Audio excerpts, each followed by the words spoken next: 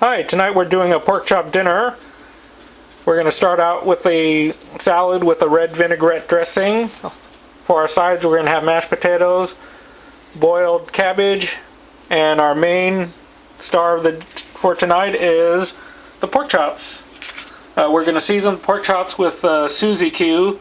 If you don't have Suzy Q, you could use salt and garlic powder or garlic salt. And here is chopped mushrooms and a little bit of green onions chopped up, and usually I throw it in to make some type of pan sauce. When it comes to seasoning the pork chop, it's pretty straightforward. All you do is take your seasoned salt and whatever you're using, salt and pepper, and just sprinkle a little on the pork chops. You're not coating it with a lot. You're just adding a little flavor for the frying process. Cover both sides, just light sprinkle. And I found that it's best to let the pork chops sit a few minutes to let the meat marinate.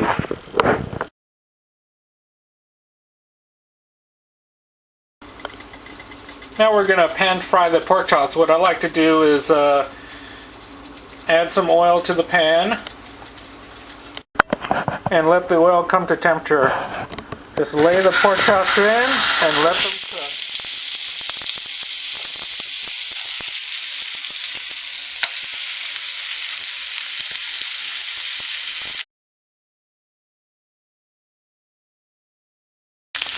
It's been 3 to 4 minutes. One of the keys to cooking pork chops, steaks, or any other meats is not to fiddle with the meat. So right now I'm going to flip it over and see what the color looks like. We're getting a nice golden brown. What I like to do is to use a stovetop on medium-high heat and finish this off in the broiler in the oven.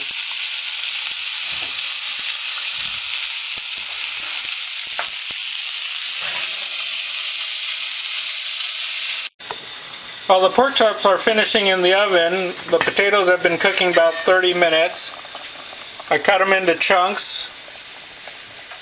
so they cook quicker and easier to mash, and the cabbage is just coming to boil. Okay, it's been about 3 to 4 minutes under the broiler, and I think the pork chops are done. One way to check to see if the pork chops are done is to just take a little knife and just probe near the bone to see if any red juices come out. Right now the juices are running clear, so that means they're done. Once you know the pork chops are done, I usually take them out and let them rest on a plate.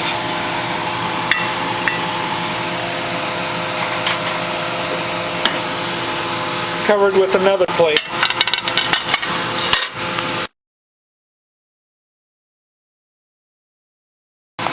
Okay, for the sauce, what I usually do is just toss in the mushrooms and green onions to allow it to pan fry with all the juicy bits from the pork chops.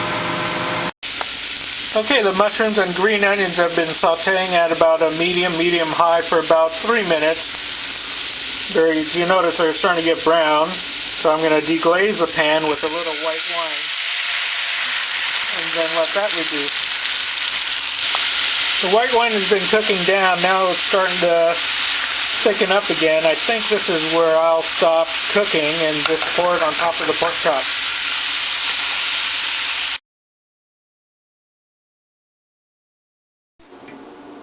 Here's the finished pork chop dinner. We have a salad with a vinaigrette, red wine vinaigrette, pork chop dressed with mushrooms, mashed potatoes with butter, and cabbage with butter. Bon appetit!